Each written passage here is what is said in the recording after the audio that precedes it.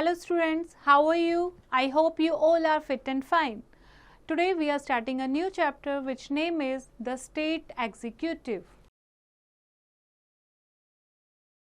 Parliament and the state legislature carry out the task of making law.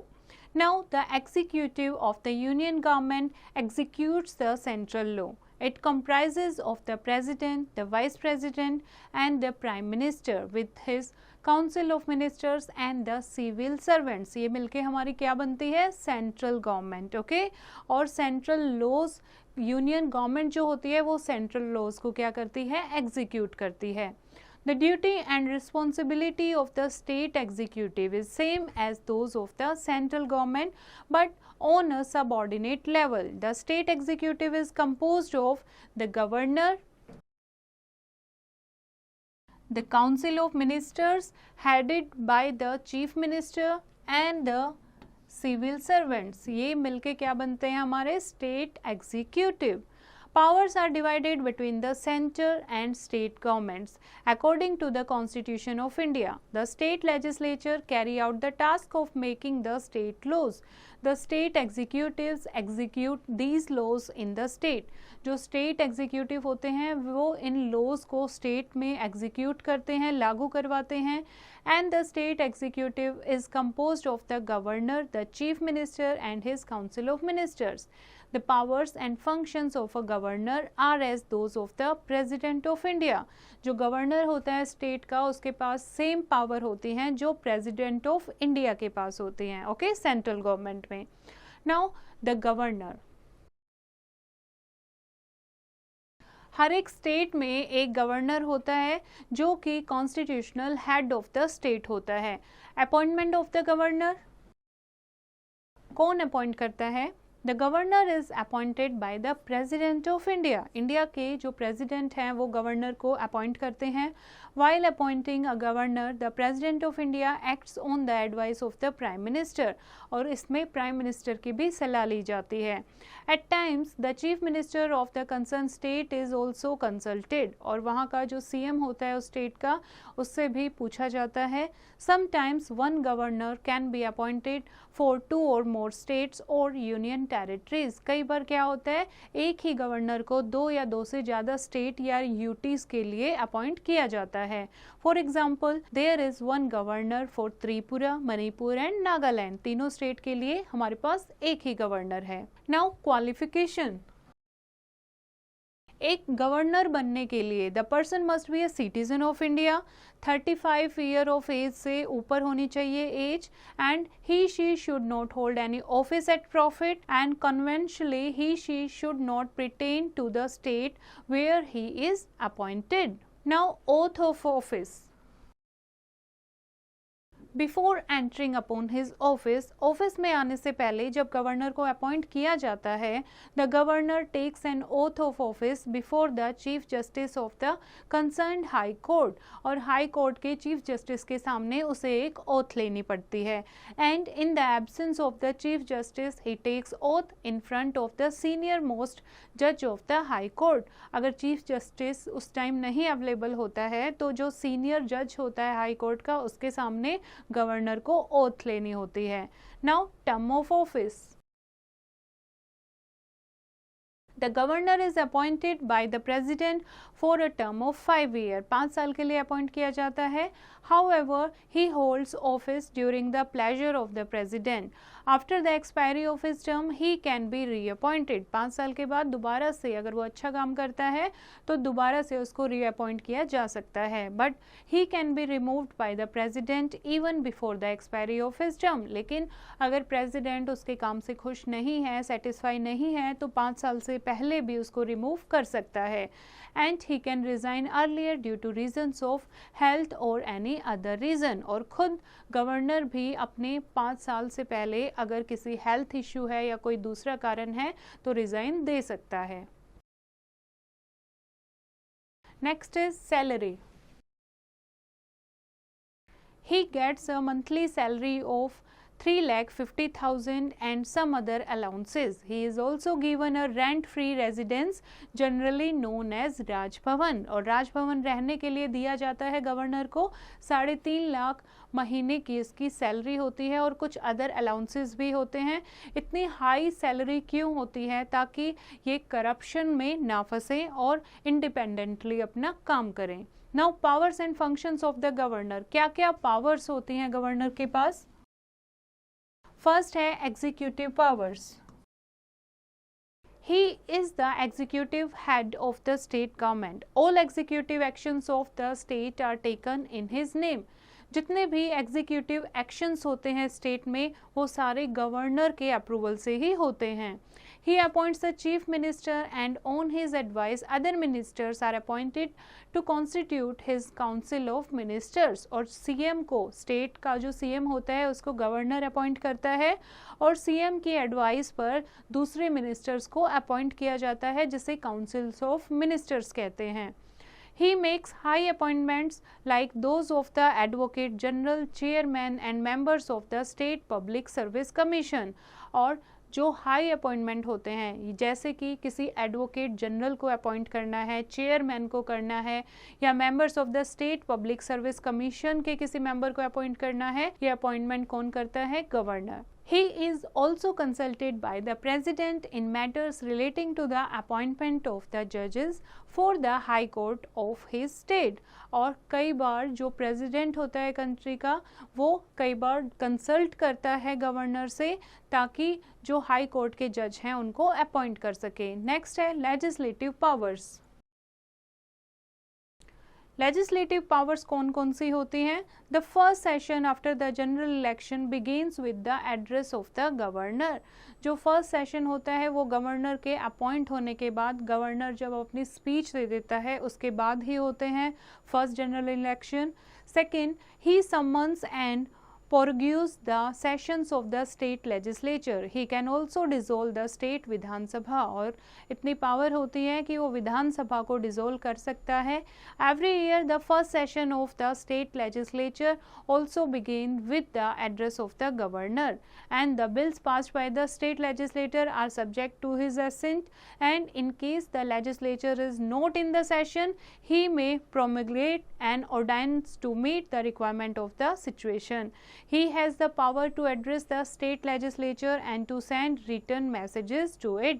कोई भी जो state legislator की अगर पावर को मिसयूज़ करता है वो डायरेक्टली उनसे क्वेश्चन कर सकता है और रिटन मैसेज भेज सकता है। The annual reports of various agencies such as State Public Service Commission etc. are submitted to him. और जो एनुअल रिपोर्ट होती हैं अदर एजेंसीज की जैसे कि स्टेट पब्लिक सर्विस कमीशन की, तो वो कौन कहाँ पर सबमिट होती हैं? गवर्नर के पास। नेक्स्ट है financial powers. No money bill can be introduced in Vidhan Sabha without his prior recommendation. Governor की सहमति के बिना कोई भी मनी बिल पास नहीं हो सकता या मनी बिल को पेश नहीं किया जा सकता। Before the commencement of every financial year he Lay's the annual budget through his finance minister before the legislature.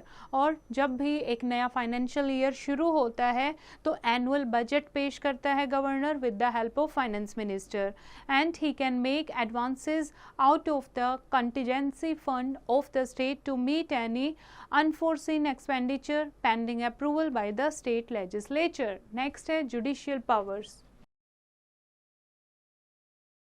He decides matters relating to the appointments, posting and promotion of district judges and other judicial officer. जो भी district जज और other judicial officer होते हैं उनकी posting, appointment और promotion का decision power जो है वो किसके पास होती है? गवर्नर के पास। He possesses the power of granting pardon to persons convicted by the courts of law और रिमिटिंग और commuting their sentences provided the offence falls within the executive competence of the state government. अगर कोई person जो है वो court of law से convicted found होता है तो उसकी सज़ा को एक्सक्यूज़ कर सकता है गवर्नर, कम कर सकता है या चेंज कर सकता है। नेक्स्ट है miscellaneous powers. He can report to the president with regard to the breakdown of constitutional machinery in the state and can recommend the imposition of state emergency. अगर कोई ऐसी सिचुएशन आती है जब स्टेट में इमरजेंसी डिक्लेयर करनी होती है तो डायरेक्ट प्रेसिडेंट को रिपोर्ट शेयर कर सकता है. नेक्स्ट है he acts as the chancellor of state universities. State universities जो होती हैं उसमें चांसलर की भूमिका भी निभाता है. नेक्स्ट है position of the governor. The functions and powers of the governor are vast in the sphere of state administration. He is not only the head of the state, he is also the agent of the central government. सिर्फ head of the state नहीं होता governor, he is also the agent of the central government.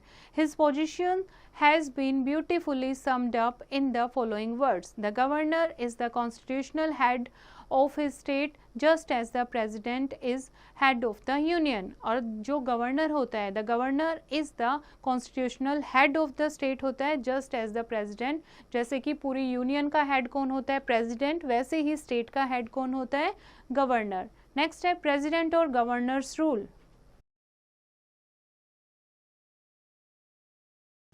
If the Council of Ministers does not function properly, then the governor can advise the president to declare a constitutional emergency in the state. जब council of ministers अच्छे से काम नहीं कर पाते हैं तो governor president को एडवाइस करता है कि वो स्टेट में इमरजेंसी की सिचुएशन डिक्लेयर कर दे. Such a recommendation is also made when the governor finds that the council of ministers has lost the confidence of the majority of the members in assembly and a new ministry cannot be easily formed or there is a complete breakdown of law and order.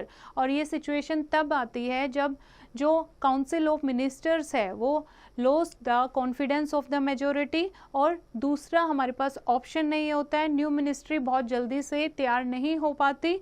तो उस time पर क्या होता है, law and order है उसको maintain करने के लिए जो गवर्नर है वो एडवाइस करता है प्रेसिडेंट रूल के लिए. In such a situation the governor sends a report to the president. और ऐसी सिचुएशन में गवर्नर प्रेसिडेंट को एक रिपोर्ट भेजता है. If the president dismisses the ministry of the state on the basis of the report and suspends और dissolve the assembly, the state is said to have been placed under president rule. अगर president उस report से सहमत हो जाता है, अगर ऐसे लगता है उसको कि जो फंक्शन प्रॉपरली नहीं कर रही है असेंबली, तो उस टाइम जो पूरी कंट्री है वो किस रूल में आ जाती है, प्रेसिडेंट्स रूल में. In such circumstances, the governor becomes the real and effective ruler of the state, although he is supposed to act in accordance with the instruction of the president. इस case में जो governor है वो क्या बन जाता है, रियल और effective ruler of the state बन जाता है, लेकिन under the instructions of president. In other words, he acts as the agent of the president and exercises all executive powers on behalf of the president. He is then responsible for the administration of the state. Now next is the chief minister and the council of ministers.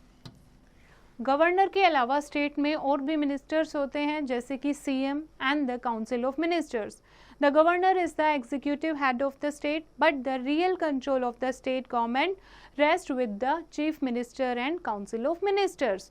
जो governor है वो सिर्फ nominal head होता है, लेकिन real control state का किसके पास होता है, चीफ मिनिस्टर और उसके काउंसिल ऑफ मिनिस्टर्स के पास. Now formation of the council of ministers.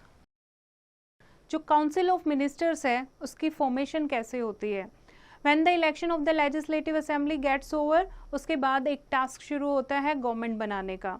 The leader of the party with a majority in the state legislative assembly is invited by the governor कि वो अपनी गवर्नमेंट बनाए जो majority यानी कि जो विनर पार्टी होती है.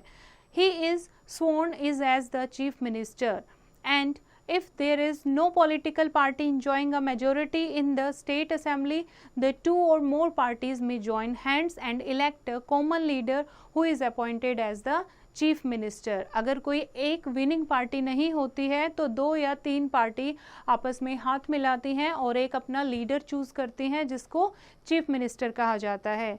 This is called a coalition government. और 1 या 2 या 2 से ज़्यादा पार्टी जब आपस में मिलकर बनाती हैं गवर्नमेंट तो उसको क्या कहते हैं? Coalition government. Like the President of India, the Governor also has discretion in this matter, and the discretion may occur only when no political party has clear majority behind it. The appointment of the State Council of Ministers is also made by the Governor, but here again it is the Chief Minister who makes a selection of his colleagues from amongst the members of his party in the Legislative Assembly, the Vidhan Sabha। और यहाँ पर भी chief minister के पास ही पूरा right होता है selection करने का, जो भी उसके कलीग होते हैं कि किसको वो लेजिस्लेटिव असेंबली में मेंबर बनाना है। The governor only makes the formal appointment. जो गवर्नर है वो सिर्फ फॉर्मल अपॉइंटमेंट करता है।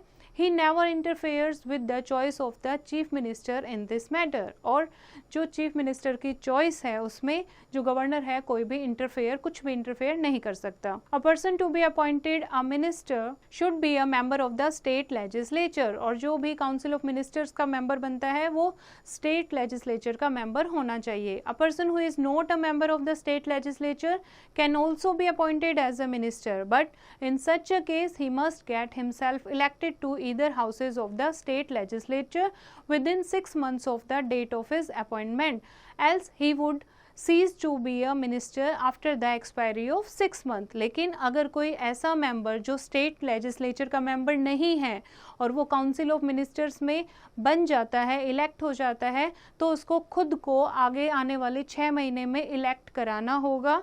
अगर नहीं वो कर पाया तो वहाँ से वो रिमूव हो जाएगा। Now oath of office.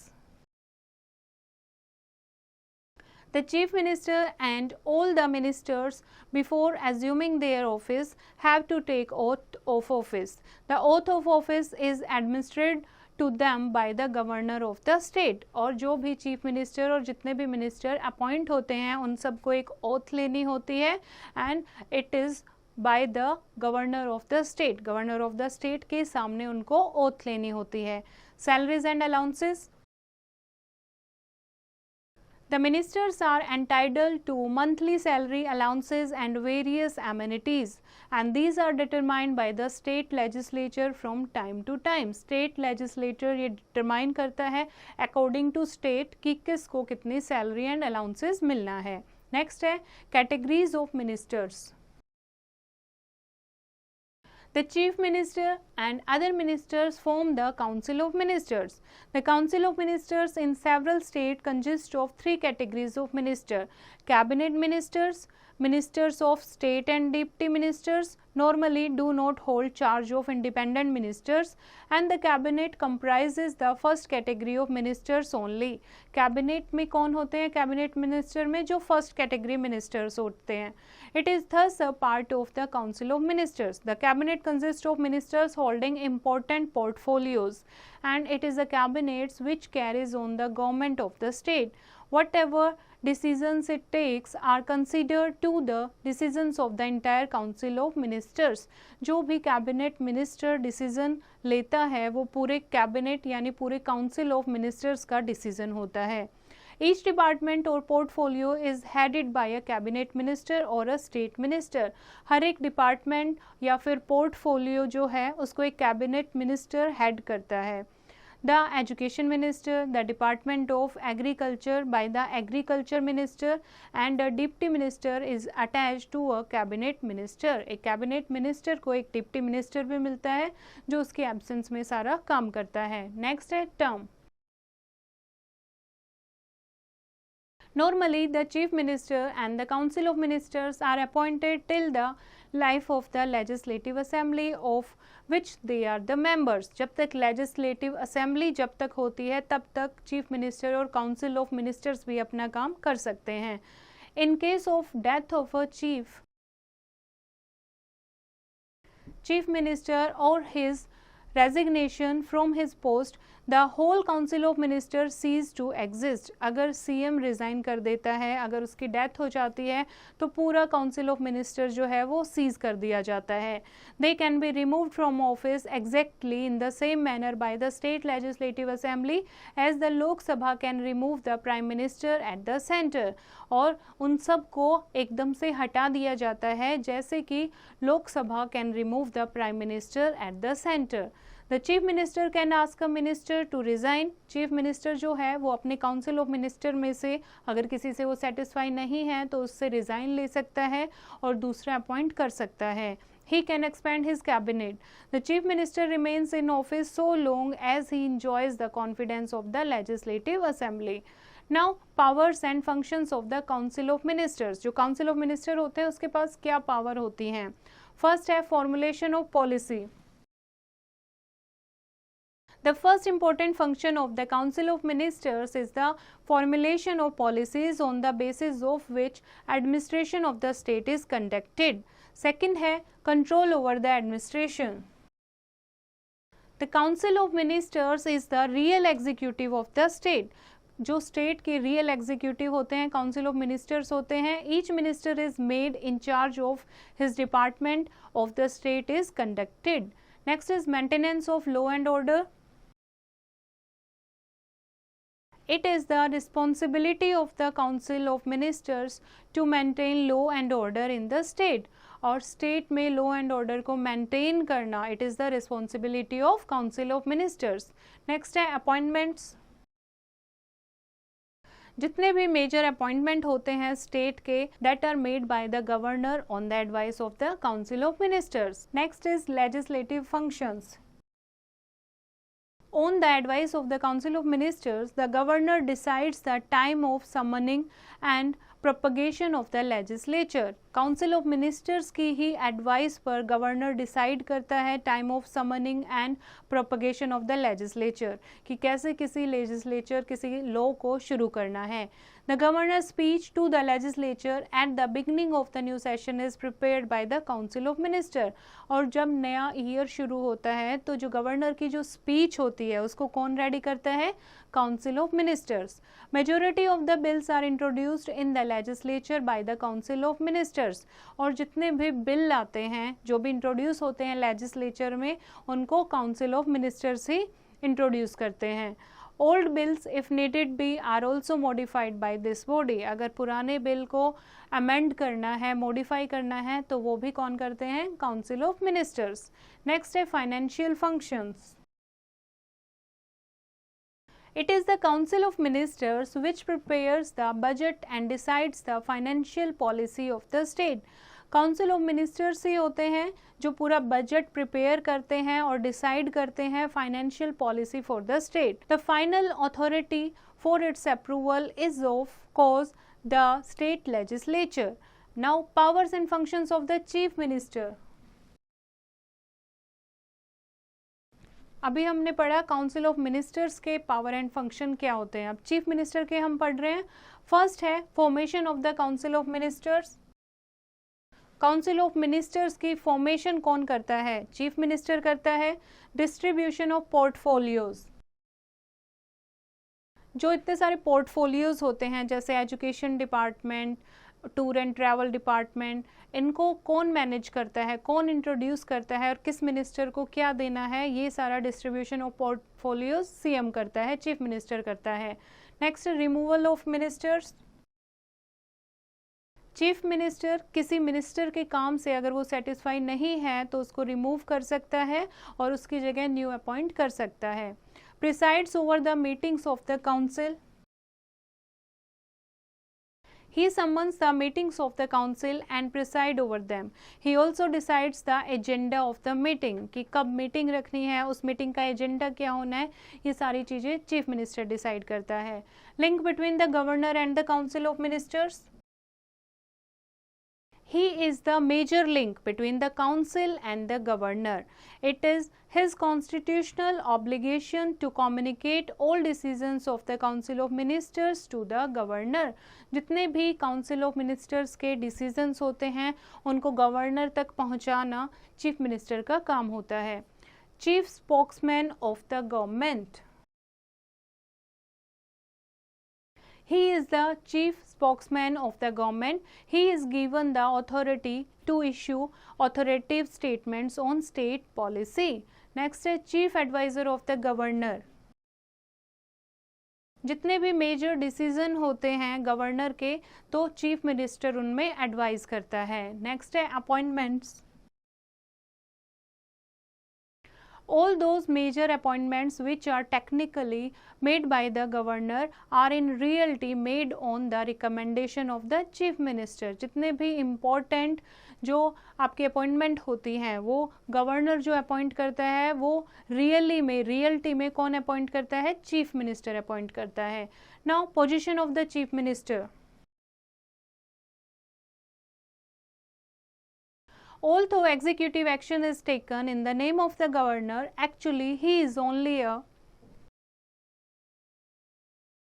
Nominal और कॉन्स्टिट्यूशनल हेड. जितने भी पावर हमने पढ़ी गवर्नर की वो सिर्फ नॉमिनल होती हैं. It is the chief minister who has the real authority as well as the responsibility in all matters pertaining to the state government. लेकिन रियलिटी में जो चीफ मिनिस्टर होता है उसके पास सारी अथॉरिटी होती हैं और सारी स्टेट की रिस्पॉन्सिबिलिटी होती हैं. To him goes the praise or the blame for the success or the failure of the government. अगर गवर्नमेंट सक्सेसफुल होती है तो उसी को प्रेज मिलती है, अगर गवर्नमेंट सक्सेसफुल नहीं होती तो उसी को ब्लेम दिया जाता है. People of the state look to him for their welfare. लोगों को चीफ मिनिस्टर से ही आशा होती है उनकी वेलफेयर के लिए. And he is not only the chief spokesman of the government, he is also responsible to the people of the entire state for good governance. पूरे state की वेलफेयर का पूरी जिम्मेवारी किसके पास होती है? चीफ मिनिस्टर के पास. He keeps himself in constant touch with the prime minister and the president of the union as also the governor. और वो अपने आप को सबके साथ टच में रखता है, प्राइम मिनिस्टर के साथ, प्रेसिडेंट के साथ और गवर्नर के साथ. In case he does not belong to the party in power at the centre, he has to adopt a cautious and diplomatic stance. He has to keep the members of the state legislature in good humor and he has to maintain the unity of his party. अपनी party की unity बनाए रखना वो भी chief minister की responsibility है. The chief minister is the key stone of the arc of the state cabinet. State cabinet के की स्टोन चीफ मिनिस्टर होता है. It is on his advice that ministers are appointed. He can ask a minister or ministers to resign. Much of his time is consumed in public appearance. ज़्यादातर वो time जो है chief minister का वो public appearance में ही निकल जाता है. He is called upon to address public appearances. He is called upon the address public meetings, functions and conferences. He is the leader of the masses. लोगों का लीडर होता है chief minister. He is expected to be a man of integrity and character, an efficient and honest administrator with initiative and driver. Now civil services. It is true that the Council of Ministers is the executive of the state government, but in actual practice, all decisions of the state government are passed on to the directorate of every department. The chief secretary, through his secretaries and director of the different departments, looks after the actual implementation of the state policies. जो actual implementation है state policies की वो कौन देखता है? chief secretary.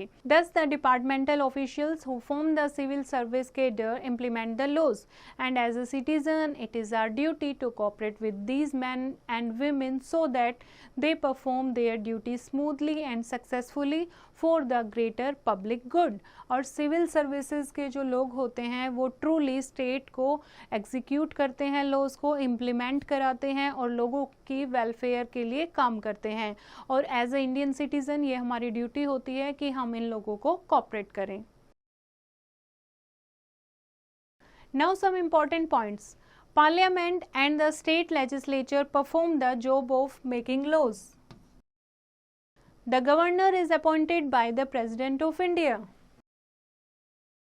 The chief minister and other ministers form the Council of Ministers. All major appointments of the state are made by governor on the advice of the Council of Ministers. The real control of the state government rests with the chief minister and the Council of Ministers. The council of ministers is the executive of the state government. I hope बच्चों आपको ये chapter समझ आया होगा। एक बार फिर से इसको रीड करेंगे और एक्सरसाइज की प्रैक्टिस खुद करेंगे।